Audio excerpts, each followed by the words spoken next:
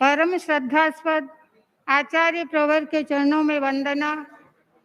मुख्य मुनि प्रवर, मुख्य नियोजिका जी, साध्वी वरिया जी, समस्त श्रावक समाज। न्याय दर्शन में दो शब्द आते हैं, स्वतः प्रमाण और परतः प्रमाण। कुछ व्यक्ति ऐसे होते हैं, ऐसे व्यक्ति भी दो प्रकार के हो जाते हैं कि कुछ व्यक्ति ऐसे होते हैं जो स्वतः ही प्रेरित होकर किसी विशिष्ट पुरुषों को, विचारों को या उनके आदर्श वाक्यों को पढ़ करके उस पर चलने के लिए प्रेरित हो जाते हैं, और कुछ व्यक्ति दूसरों से प्रेरित होकर चलते हैं। तो मैं साध्वी प्रमुखा श्री जी को उस विशिष्ट व्यक्तित्वों की श्रेणी में लेना चाहती हूँ जिन्होंने अध्ययन और अध्यापन के दौरान कुछ ऐसे अनमोल विरासत के रूप में विचार हस्तगत किए और उन विचारों का अपना आदर्श बनाया और उसे जीवन में उतारा। इन सब प्रसंगों को मैं घटना प्रसंगों के माध्यम से इन विचारों को अभिव्यक्ति देना चाहती हूँ।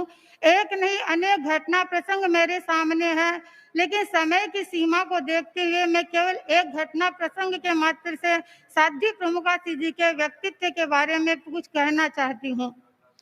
हमारे 10वें कालिक सूत्र में आता है, रायणीयेषु विनम्र पौंजे।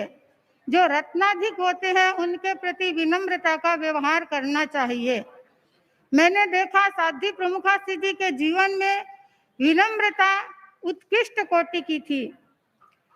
हमारे आचार्य श्री महाप्रज्ञ जी ने तो एक बार साध्वी प्रमुखा जी की विशेषताओं का उल्लेख करते हुए फरमाया था कि साध्वी प्रमुखा विनम्रता की प्रतीक है। और मैंने जहां तक देखा है कि साध्वी प्रमुखा जी ने अपने विनम्र व्यवहार के कारण बड़ी बड़ी साधियों के दिलों में अपना स्थान बना लिया था। उनका सम्मान, वो जितना सम्मान बड़ी दीक्षा पर्याय में ज्येष्ठ साधियों के प्रति करते थे, उतना ही अपनी सह दीक्षित यदि कोई साध्वी होती तो उनका भी इतना ही बहुमान करते थे। घटना प्रसंग जयपुर का है। आचार्य महाप्रज्ञ जी का चातुर्मासिक प्रवास जयपुर में था। जयाचार्य की पुण्यतिथि का प्रसंग था और उस दिन का कार्यक्रम स्मारक पर आयोजित था।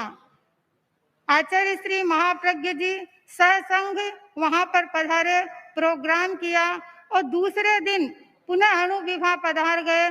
साध्वी प्रमुखा जी भी वहां से प्रस्थान कर दिया।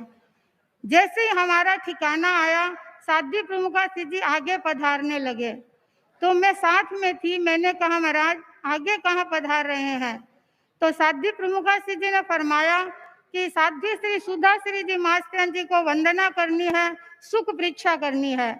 तो मैंने निवेदन किया, बहुत लेट हो गए हैं महाराज, उनको तो कुछ पता ही नहीं चलता है कौन आया कौन गया, फिर आप बाद में पधारने की कृपा करें। तो साध्वी प्रमुखा जी ने प्रतिबोध की भाषा में हमें कहा कि देखो, बड़ों को वंदना करना हमारा पहला कर्तव्य होता है, और कोई बीमार होता है तो उसकी सुख परीक्षा करना हमारा पहला फर्ज बनता है। और काम तो आगे पीछे हो सकते हैं, लेकिन इन मूल काम को गौण नहीं करना चाहिए। इसलिए पहले मुझे वहां जाना है, फिर वापस ठिकाने आऊंगी।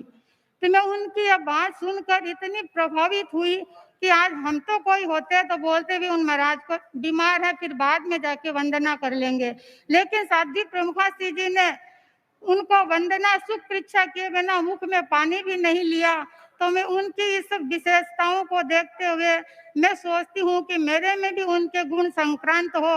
उन्होंने जो संस्कार हमें दिए हैं, उन संस्कारों को संरक्षित और संवर्धित करूं, यह मेरी एक मानसिक संकल्प के रूप में करती हूँ। और मैं अपने आप को सौभाग्यशालिनी मानती हूँ कि मुझे 4 दशक से अधिक समय तक उनके आसपास में उनकी सेवा में रहने का मौका मिला और उनकी निकट सेवा का भी मौका मिला। और उन्होंने कृपा कर मुझे अपनी साहित्यिक यात्रा में वर्षों से किसी न किसी रूप में जोड़ के रखा। तो मैं उनके, मेरे खून के कतरे कतरे में उनका मेरा आभार है, वो समाहित है, मैं व्यक्त नहीं कर सकती। मन को एक रिक्तता, सूनापन की अनुभूति होती है, लेकिन वह सूनापन गुरु चरणों से भरता है। और मैं चाहती हूँ कि गुरुओं की वही कृपा जो आज तक मेरे पर बनी हुई है, वो बनी रहे, इसी भावना के साथ हूँ।